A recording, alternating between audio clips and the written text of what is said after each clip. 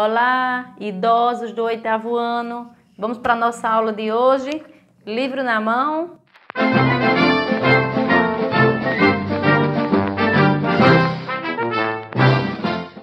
E aí, pessoal?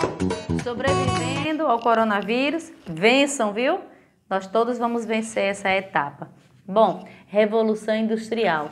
Lembra que lá no capítulo anterior as revoluções inglesas se dividiam em 3, mas eu falei para vocês que ia ter um capítulo só para a Revolução Industrial. Chegou esse momento. Por que Revolução Industrial? Porque é uma revolução na forma de produção da mercadoria, né? E aí o homem vai sair a mercadoria vai sair da produção artesanal, a máquina para passar para a maquinofatura, a junção do artesanato com a máquina. Vamos parar para pensar um pouco. Sabe quando a costureira vai transformar o tecido no vestido? Ela faz isso sozinha. Ela pode até costurar na mão ou ela também pode usar uma máquina com a força do seu corpo, aquela máquina lá do pedal antigo. Essa costureira, ela é um gênio, porque ela consegue de um tecido fazer um vestido belíssimo para vocês. A Revolução Industrial vai mudar exatamente essa característica. No artesanato, um homem sozinho, ele produzia um sapato, um vestido, fosse a técnica dele. A Revolução Industrial vai somar a máquina à produção do artesanato, mas agora fragmentado. Por que fragmentado? Fragmentação do conhecimento.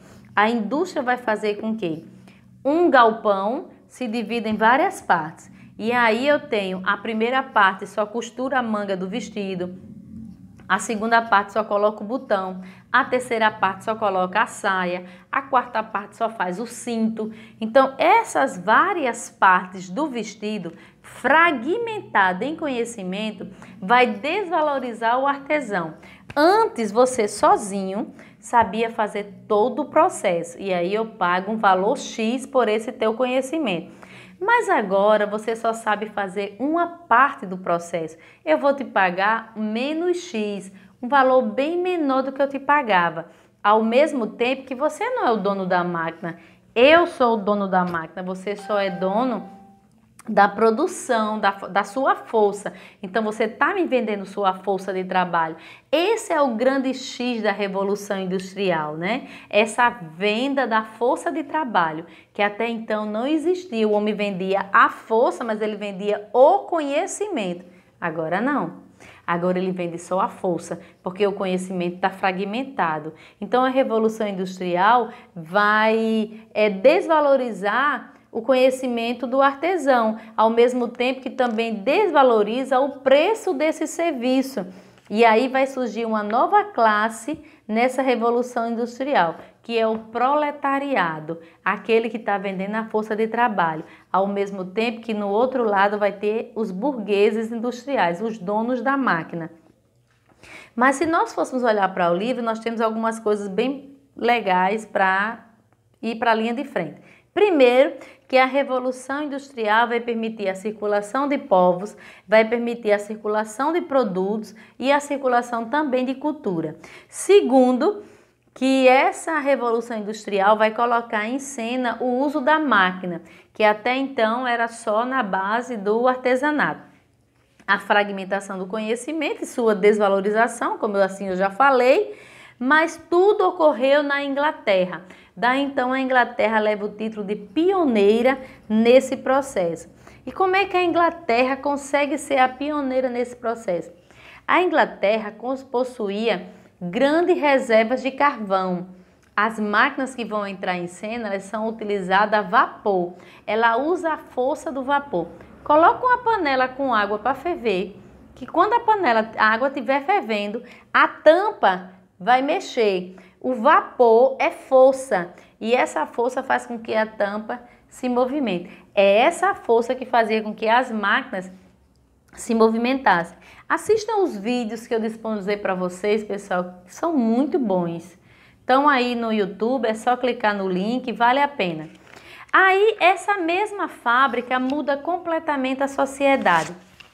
De qual maneira? Na questão do tempo. O tempo agora não é mais com o nascer do sol e com o pôr do sol, como era na agricultura. Não, o tempo agora é marcado pela fábrica, pela produção, pela burguesia.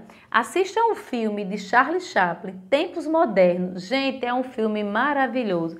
Dá para assistir em família e vocês vão entender bem do que eu estou falando, do trabalho repetitivo de Chaplin e tantas outras características que vocês vão poder vivenciar no filme de forma muito lúdica, humor. Ei, uma coisa legal, o filme ainda é cinema mudo, hein? Mas é super moderno, vale a pena assistir. E aí o ritmo das fábricas dita os ritmos da cidade, né? A cidade agora, ela não funciona mais pelo nascer e o pôr do sol. A cidade agora funciona pela velocidade da produção. O que é que a gente tem que produzir agora? Nós estamos vivendo uma revolução muito bacana nesse momento do coronavírus.